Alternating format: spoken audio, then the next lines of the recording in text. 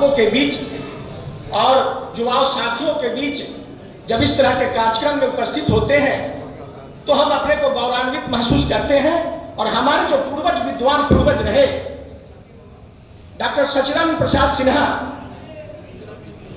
मैं अपने को और अपने समाज के लोगों को और प्रदेशवासियों को गौरवान्वित महसूस करते हैं। मैं जिस जिले से आता हूं मित्रों, मैं वैशाली जिले से आता हूं। लोकतंत्र का महापर्व का शुरुआत उसी वैशाली जिले से हुआ।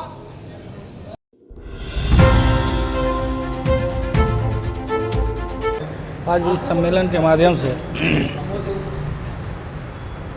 हम केंद्र सरकार और राज्य सरकार को मैसेज देना चाह रहे थे कि डॉक्टर सच्चिदानंद सिन्हा जी के इतिहास को वंचित रखा गया है। इनके इतिहास को पुनः सामाजिक व्यवस्था में, सामाजिक राजनीतिक पटल पर स्थापित हो। आज का कार्यक्रम पहला नहीं था। इससे पहले हमने मुरार में कार्यक्रम किया, मुजफ्फरपुर में किया, गया में किया।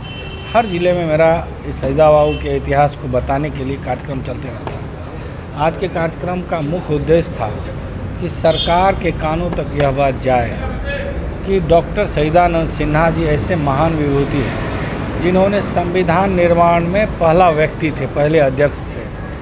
दूसरा, यह बिहार को बनाया। 1912 ईस्वी में जो बिहार बना तो आधुनिक बिहार के निर्माता डॉक्टर सच्चिदानंद सिन्हा जी। दुर्भाग्य यह रहा कि इनके व्यक्तित्व को नज़रअंदाज करते हुए देश आगे बढ़ते रहा, राज्य आगे बढ़ते रहा। हम इस आपके चैनल के माध्यम से और इस कार्यक्रम के माध्यम से हमने 5 सूत्री मांगों को रखा है। पहला मांग है इनके भारत रत्न मिले। दूसरा मांग है पटना यूनिवर्सिटी का नाम बदल के सच्चिदानंद सिन्हा यूनिवर्सिटी रखा जाए। तीसरा, बिहार विधानसभा में आदमकद प्रतिमा लगे। और चौथा मांग है कि इनके इतिहास को पढ़ाया जाए, सिलेबस में इनके इतिहास को पढ़ाया जाए। और मुरार जो गांव है जहां ये पैदा हुए, उस गांव को स्मार्ट विलेज का दर्जा प्राप्त हो और वहां डेवलप हो। ये 5 सूत्री मांगों को लेकर आज का कार्यक्रम था। आदरणीय बिहार के कई गद्दावर और पुराने नेता भी इस कार्यक्रम में आए हुए थे। तो आपके चैनल के माध्यम से हम सरकार तक अपनी बातों को भी पहुंचाना चाहते हैं। डॉक्टर सच्चिदानंद सिन्हा जी के विचारधारा से आज के समाज को, युवा पीढ़ी को क्या कुछ सीखने को मिला? युवा पीढ़ी के लिए सबसे ज़रूरी बात यह है कि बिहार नीति आयोग कहती है कि भारत का सबसे पिछड़ा राज्य है। उस पिछड़ा राज्य का व्यक्ति डॉक्टर सच्चिदानंद सिन्हा बक्सर के मुरार में इनका घर था।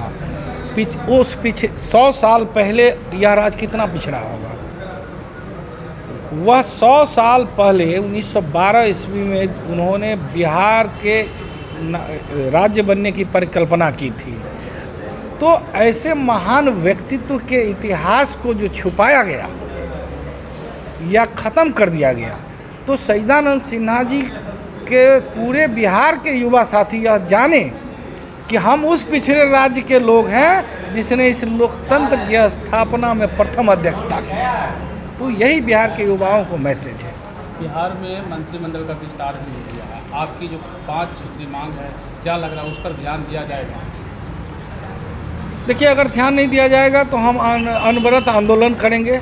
चूँकि पूरे बिहार के 534 प्रखंड में जो हमारा ये संगठन है डॉक्टर सच्चिदानंद सिन्हा रचना चक्र, आप देखे होंगे कि यह जो 5000 की भीड़ आई थी, यह भीड़ बिहार के सिर्फ पटने के लोग नहीं थे, बिहार के कोने कोने से रचना चक्र के सिर्फ कार्यकर्ता आए थे। जब हमारा आह्वान होगा तो हम गांधी मैदान भरने का काम करेंगे। हम सभी लोगों के बीच जाएंगे, जा भी रहे हैं हमारे रचना चक्र के सभी सहयोग साथी। अभी हमारे साथ ये प्रदेश अध्यक्ष हैं रचना चक्र के, आप इनसे भी दो सब क्या कुछ कहेंगे? युवा पीढ़ी के लिए क्या मैसेज देंगे डॉक्टर सच्चिदानंद?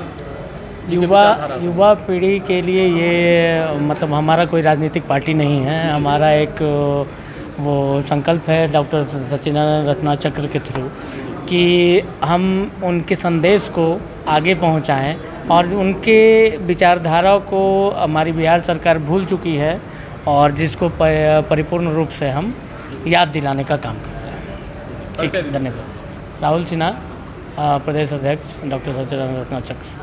अतिथि के तौर पर विधानसभा के विधान परिषद के नेता प्रतिपक्ष आदरणीय मदन मोहन झा जी थे, पूर्व मंत्री कृपानाथ पाठक जी थे और पद्मश्री डॉक्टर गोपाल सिन्हा जी थे और एवं प्रकार से बिहार के कई गद्दावर लोग पहुंचे थे इस कार्यक्रम में। होली के लेकर क्या कुछ कहेंगे, क्या मैसेज देंगे बिहार वासियों को? देखिए, होली तो प्रेम और सौहार्द का है।